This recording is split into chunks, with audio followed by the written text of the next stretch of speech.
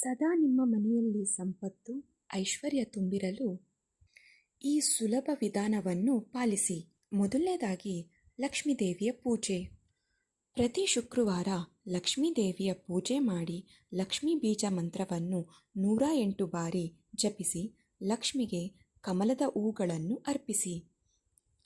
ಎರಡನೇದಾಗಿ ತುಳಸಿ ಆರಾಧನೆ.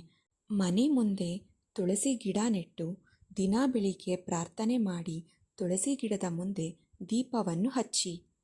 ತುಳಸಿ ನಮ್ಮ ಮನೆಗೆ ಪವಿತ್ರತೆ ಮತ್ತು ಐಶ್ವರ್ಯವನ್ನು ತರುತ್ತದೆ. ಮೂರನೇದಾಗಿ ಕಳಸ ಸ್ಥಾಪನೆ.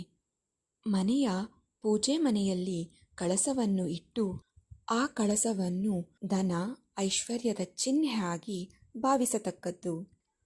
ಕಳಸದಲ್ಲಿ ನಾಣ್ಯ ಇಟ್ಟು ಮತ್ತು ಕಳಸದ ಮುಂದೆ ಹಣವನ್ನು ಇಟ್ಟು ಪ್ರಾರ್ಥಿಸಿ, ನಮ್ಮ ಮನೆಯಲ್ಲಿ ಹಣ ಐಶ್ವರ್ಯ ಹೆಚ್ಚಾಗಲಿ ಎಂದು.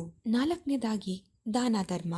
ಅನ್ನದಾನ ಅಥವಾ ನಿಮ್ಮ ಕೈಲಾದಷ್ಟು ದುಡ್ಡನ್ನು ನೀವು ದಾನ ಮಾಡಿದ್ರೆ ಅದರ 10 ಪಟ್ಟಷ್ಟು ನಿಮಗೆ ವಾಪಸ್ ಬರುತ್ತೆ.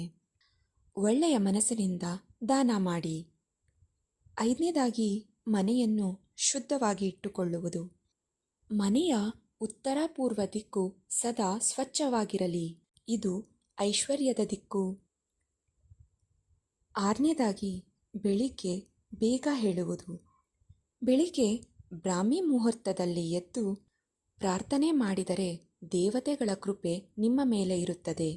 ನಿಮ್ಮ ಮನೆಯಲ್ಲಿ ಸದಾ ಐಶ್ವರ್ಯ, ಹಣ, ನೆಮ್ಮದಿ ದೊರೆಯುತ್ತದೆ. ನಿಮ್ಮ ಮನೆಯಲ್ಲಿ ಸದಾ ಹಣ, ಆಸ್ತಿ, ಐಶ್ವರ್ಯ ಹೆಚ್ಚಾಗುತ್ತದೆ. ಏಳನೇದಾಗಿ ಕನಕದಾರ ಸ್ತೋತ್ರ ಪಠನೆ.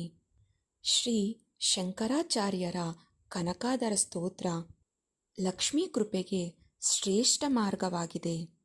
ದಿನವೂ ಪಠನೆ ಮಾಡೋದ್ರಿಂದ ಹಣದ ಸುಧಾರಣೆಯಾಗುತ್ತದೆ.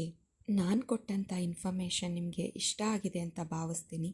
ದಯವಿಟ್ಟು ನಮ್ಮ ಚಾನಲ್ನ ಸಬ್ಸ್ಕ್ರೈಬ್ ಮಾಡ್ಕೊಳ್ಳಿ, ಲೈಕ್ ಮಾಡಿ, ಕಮೆಂಟ್ ಮಾಡಿ. Thanks for watching.